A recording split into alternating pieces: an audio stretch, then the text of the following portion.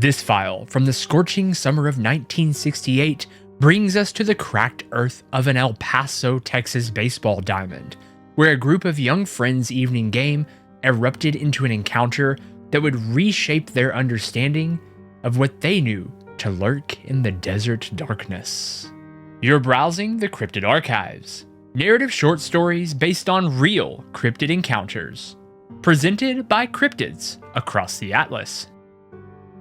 Foul ball into darkness.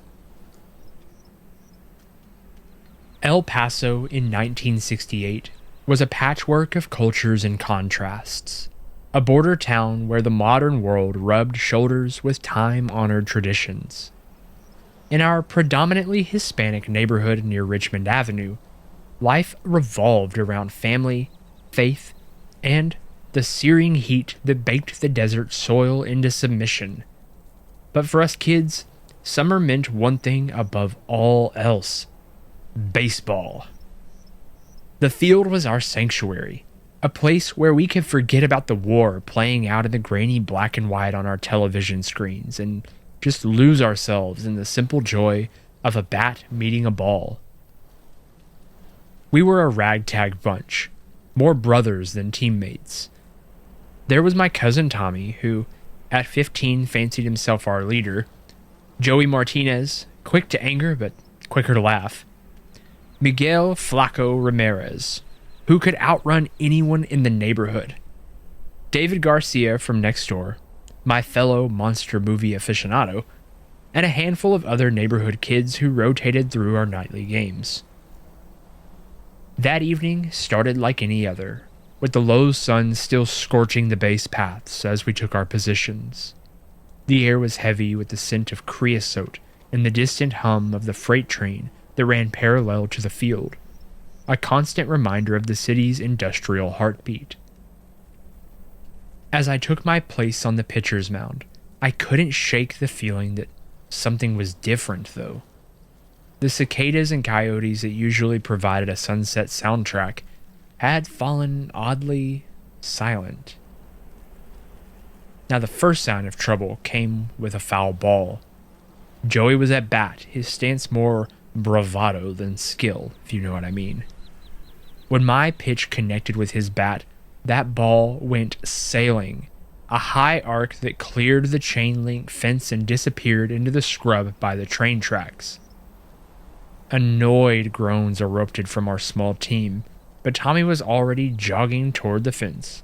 "No worries, I'll get it." But as he approached the fence line, he pulled up short. From my position on the mound, I could see him squinting into the growing darkness, his body language shifting from casual annoyance to cautious alertness. He called out to someone I couldn't see. "Hey, mister, little help? Could you toss our ball back?" Silence was his only answer. By now, the rest of us had drifted over, curiosity overriding our impatience to resume the game. As we clustered by the fence, I noticed for the first time how dark it had gotten, the field lights not quite reaching the area where our ball had disappeared, and standing there just at the edge of the light was a figure. At first, I thought it was just a man, perhaps a vagrant seeking shelter by the tracks. El Paso had its share of lost souls, after all. But something about the way it stood, utterly still and strangely hunched, made my skin prickle with unease. The others must have felt it too, because the unusual jibes and jokes all died out, leaving an uncomfortable silence broken only by the distant clatter of the train. Joey, never one to back down from a challenge, was the first to pick up a rock. "Hey, pendejo, we're talking to you!" He hurled the rock toward the figure, and the rest of us followed suit, a childish display of aggression masking the growing fear we could all taste in the back of our throats.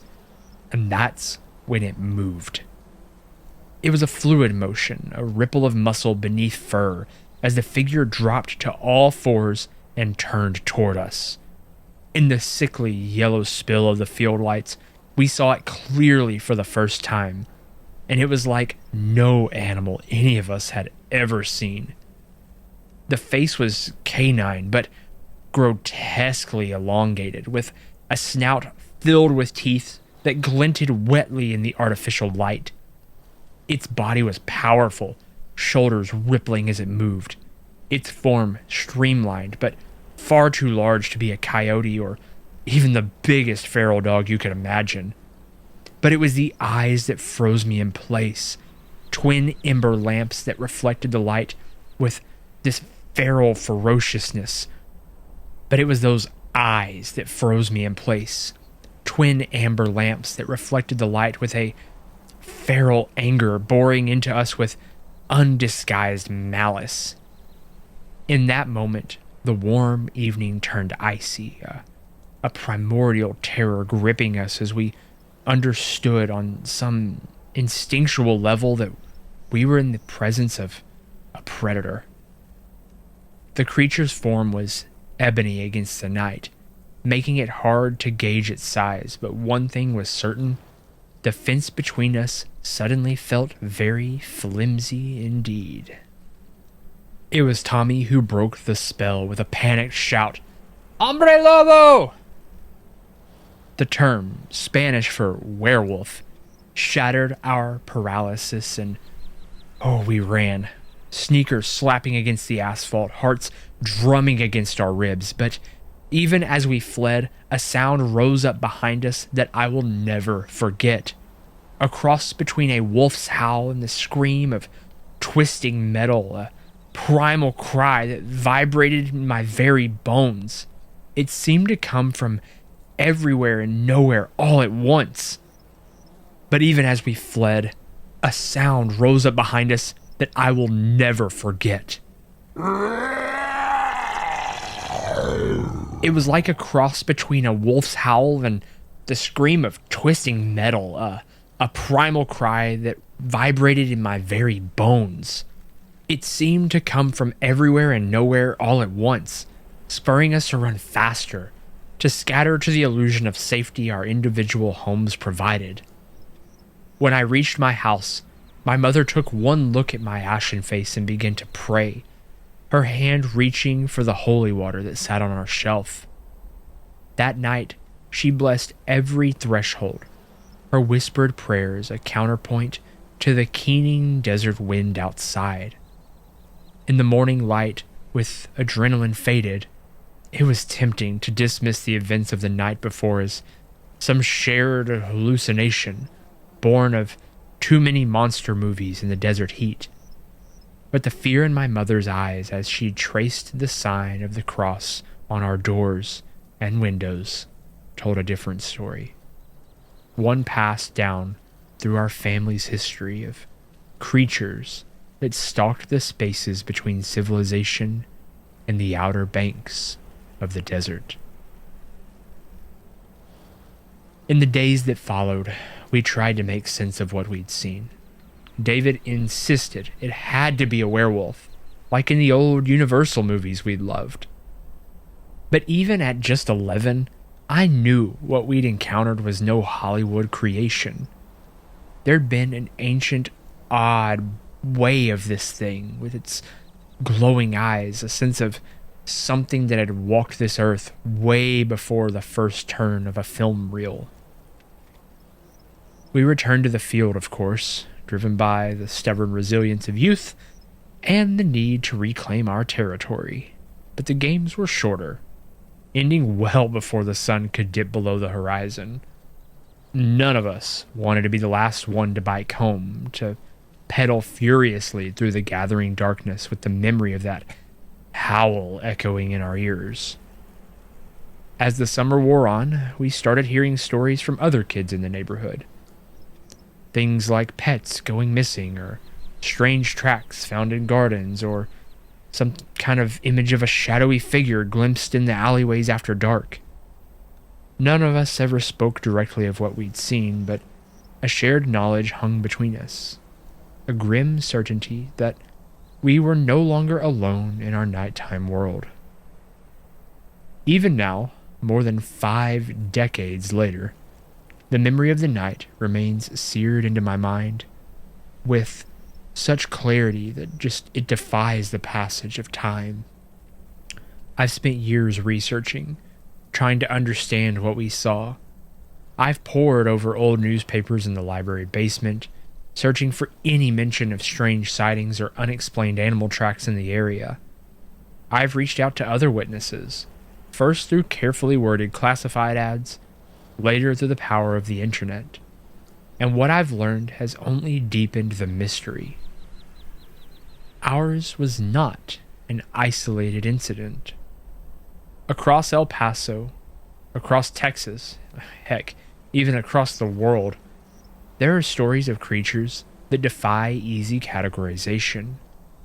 Beasts that walk on 2 legs, or 4, shifting between forms as easily as we slip from one room to the next. Dogmen, skinwalkers, werewolves. The names may change, but the core remains the same. Beastly intelligent beings wearing a predator's face, watching us from the darkened edges of our world. Some believe these creatures are a recent phenomena, a product of some toxic spill or government experiment gone wrong. But the old stories, the ones passed down, the warnings, those paint a different picture. These beings have always been here, stalking the shadows just beyond the firelight, waiting for us to stray too far from the safety of our tribes. In the years since that summer night, I've returned to El Paso many, many times. The old baseball diamond we called home so many summer nights is long gone, swallowed up by a housing development sometime in the early 90s.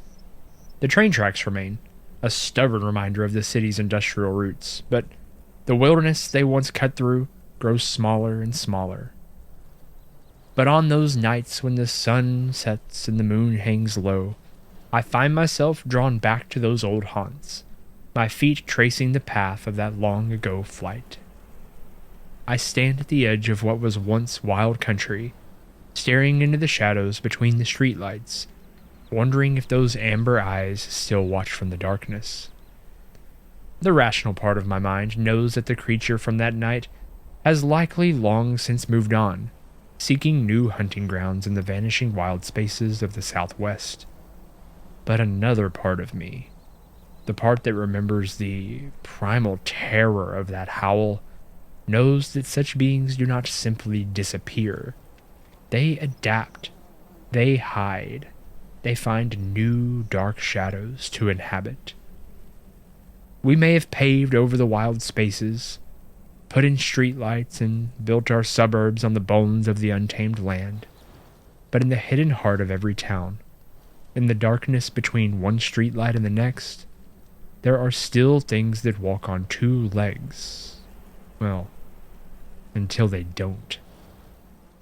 This short story was based on an encounter originally documented by Dogman Encounters Radio.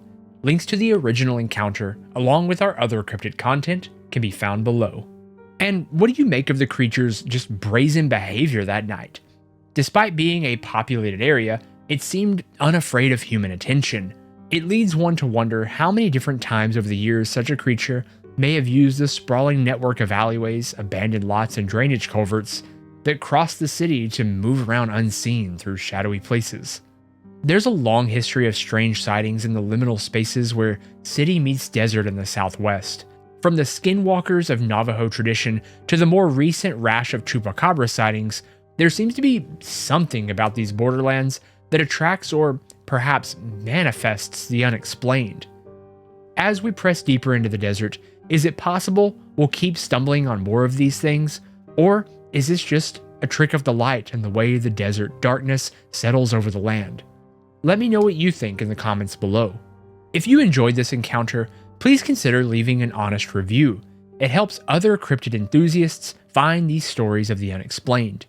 And remember to keep your eyes open. You never know what you might see just on the edge of the road.